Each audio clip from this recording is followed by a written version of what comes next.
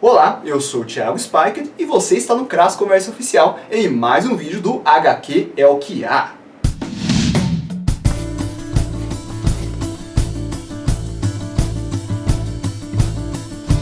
Começamos mais um HQ é o que há. Hoje aqui eu vou falar um pouco sobre fontes para quadrinhos que eu recomendo que você use, ou pelo menos que você conheça.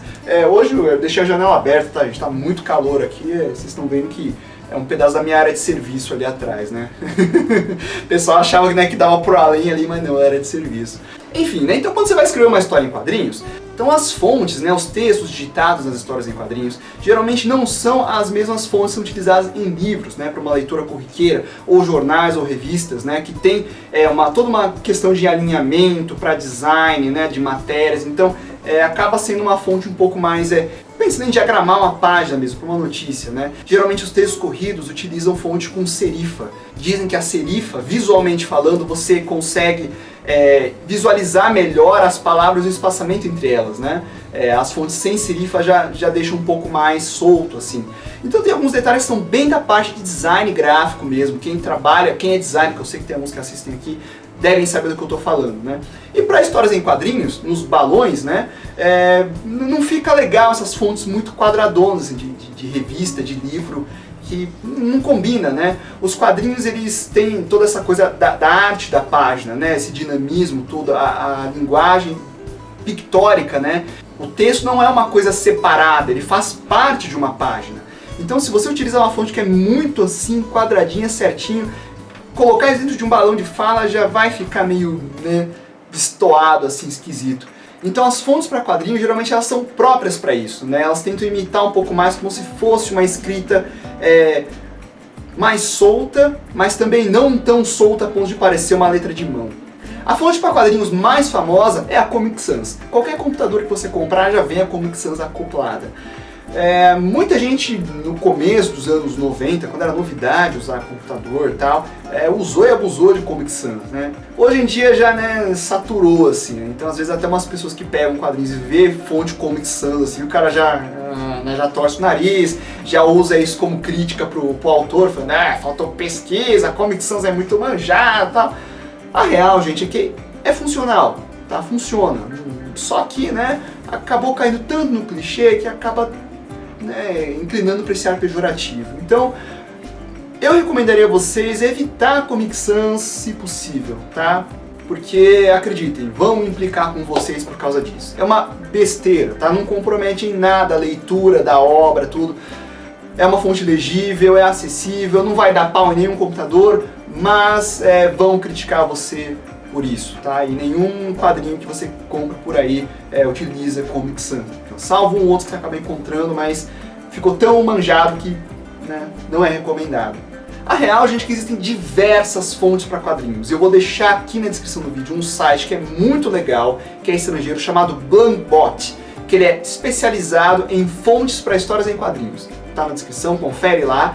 A maior parte das fontes são pagas, você tem que comprar, mas elas têm designs focados para isso. E não só para texto corrido, mas também para onomatopeias, às vezes textos mais indicados para recordatório, às vezes uma fonte que é meio como se fosse um robozinho falando, às vezes você coloca uma fonte que é mais quadrada, ou uma fonte que é meio com os caracteres todos distorcidos. Tudo isso vai ajudar você a caracterizar também o personagem. Às vezes ele tem uma voz meio estranha, você quer mostrar isso, né? Alguns quadrinhos do Thor, eles colocam uma fonte específica, né, nas falas do Thor para mostrar que ele tem uma voz, né, meio eu sou um deus, tal. Então tudo isso influencia e esse site tem vários exemplos. Então assim, mesmo se você não for comprar nenhuma fonte, tal, pelo menos conhecer mais ou menos a cara delas, quais as opções que existem. Vale a pena visitar o Blambot, porque lá eu conheci muitas fontes interessantes para quadrinhos e até para onomatopeias. Só que muitas dessas fontes já acabaram meio que banalizando, né? E você encontra com uma certa facilidade para baixar. Eu vou deixar também na descrição do vídeo um site que eu sei que quase todo mundo deve conhecer, que é o Da Fonte. Lá tem tudo que é fonte que você pode imaginar para você baixar de graça, tá? Inclusive algumas que estão no Blambot, eu acredito que as que são liberadas gratuitamente. Você pode baixar no Da Fonte sem a menor dificuldade, dá para você usar e tudo mais. Um probleminha específico aqui do Brasil, que vocês vão ter baixarem a maioria dessas fontes para quadrinhos é a falta de alguns caracteres. Quais? Acentos, agudo circunflexo, til, cedilha. Tá? Você vai sentir falta, porque esses caracteres não são utilizados na escrita em inglês. É mais aqui em português, espanhol, que utiliza esse tipo de caractere. Aí você não vai ter como escrever direito. Cedilha vai ficar um quadradinho, ou ele vai voltar para ser Arial. Então, assim, uma fonte que eu sei que tem todos os caracteres, que a gente aqui usa, que grandes editores estão usando, é a Acme Secret Agent. Tá? Já tentaram mudar essa fonte com o nome de quadrinhos, mas é a Acme, é a mesma. Tá? Ela tem todos os caracteres, tem acento, til, trema e tudo quanto é caractere necessário aí. Tá? Então, se você pegar os vários quadrinhos que estão na banca, você vai ver que eles estão utilizando essa fonte.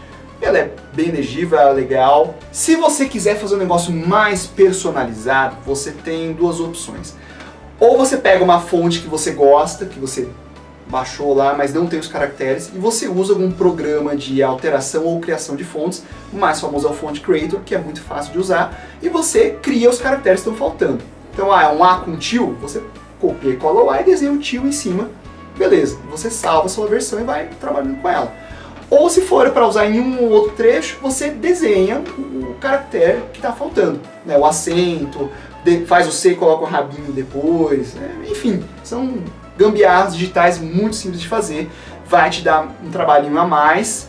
Se for para poucas cores, poucos textos, completa direto no desenho. Se você vai utilizar essa fonte para toda a sua HQ, aí eu acho que vale a pena você perder um tempinho a mais para fazer esses caracteres que estão faltando e que são bastante utilizados. E aí você usa e vai sem medo, né, escrevendo direto. E agora uma grande dica de ouro para vocês. Quando vocês escolherem uma fonte para quadrinhos, antes de você aplicar na sua página definitivo, faça um teste com o tamanho delas. Porque, por exemplo, se você pegar uma fonte Arial no tamanho 6, que seja, você consegue ler. Ela é legível pela configuração dos caracteres. Agora, dependendo da fonte, se você colocar tamanho 6, ela pode ficar minúscula, a ponto de ser ilegível. Então, suponha que você escolheu uma fonte lá. Né? Ah, gostei dessa, beleza. Antes de você aplicar nos seus quadrinhos, abre um documento no Word, escreve uma frase de uma, duas linhas, copia de algum lugar, sei lá, e coloca a mesma frase, fonte de tamanho 10, 9, 8, 7, 6, 5, 4. Imprime uma via só, numa impressora caseira mesmo, e vê o tamanho.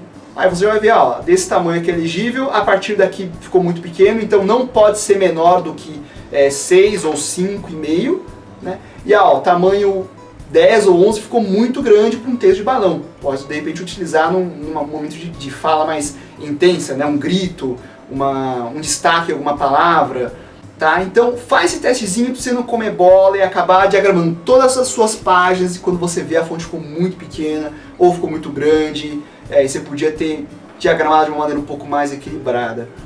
E para finalizar, existem algumas pessoas que defendem que o ideal seria o próprio artista escrever o texto, né? Já que ele está fazendo a arte, o texto também faz parte da página que ele está compondo. Em partes eu concordo com isso, eu acho que seria ideal, né? Só que algumas pessoas, como é o meu caso aqui, tem uma letra horrível, tá? A minha letra é péssima, é terrível. Minha letra é ruim desde que eu aprendi a escrever, tá? Já tentei caligrafia na infância, tudo. Minha letra é muito solta, assim, ninguém entende direito, né? E assim, eu desencanei, eu fui pro caminho das fontes, porque é mais prático, é mais rápido, não corro o risco de as pessoas não conseguirem ler o que eu estou escrevendo. Tá? Se esse for o seu caso, use fontes, todo mundo usa fonte, não tem o que se envergonhar. Mas se você quiser escrever na mão, você tem que ter uma letra legível, você tem que ter uma letra boa. São poucos quadrinistas que têm a letra boa. O Jeff Smith é um deles, a letra dele é linda, é ótima. O Thales, aqui da Cras, ele tem uma letra manual ótima também. Eu até sempre elogio ele por conta disso. Ele tem uma letra muito boa, ele consegue fazer negrito também, fica legal. Mas ele é um dos poucos caras que eu conheço que tem a letra bacana para escrever na mão, tá bom? Onomatopeia, aí fica a seu critério. Você pode desenhar o que é legal, ou você pode usar uma fonte e dar uma distorcida nela digitalmente. Eu não recomendo muito que você utilize só a fonte de onomatopeia digitada, porque ela fica meio Né? Às vezes para coisinha pequena, um toque-toque, beleza, mas de repente uma explosão, não, alguma coisa maior, você só escrever com alguma fonte pronta assim, fica meio sem graça. Aí eu acho que vale a pena você ter um trabalho gráfico a mais, caprichar um pouquinho mais para deixar a sua cena mais bacana, certo? Então é isso aí, gente. Visitem aí o site da Blue Embody para vocês conhecerem várias fontes de quadrinhos, né? Deem uma olhada nelas, deem uma pesquisada também, da fonte tem várias fontes legais que estão liberadas gratuitamente para baixar, para usar, tá? Vão além do Comic Sans, vão além do Arial, tá? Mas sempre assim, priorizando a leitura. Não pode ser uma fonte muito pirada que vai ter dificuldade para ler. Eu acredito que tenham mais dúvidas a respeito de como trabalhar o texto nos quadrinhos, mas isso fica para um próximo vídeo, tá? Fontes legais para recordatório, para balão, quando e onde usar o negrito, fica no próximo vídeo, certo? Bem, então é isso aí. Se você gostou desse vídeo aqui, dá um joinha, adicione os favoritos, compartilhe nas redes sociais que você possui. Se não estiver inscrito no canal, se inscreva. E é isso aí. Estamos conversados. Por enquanto.